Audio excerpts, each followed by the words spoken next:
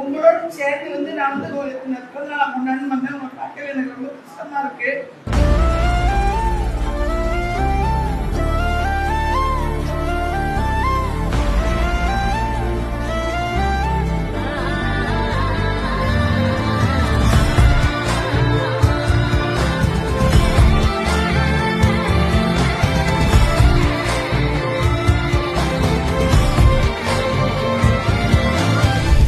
Madras state அப்படிங்கிறத தமிழ்நாடு அப்படிங்கிற ஒரு இதை கொண்டு வந்தவர், தமிழ்நாட்டுக்கு உரிமை பெற்று தந்தவர் அண்ணா.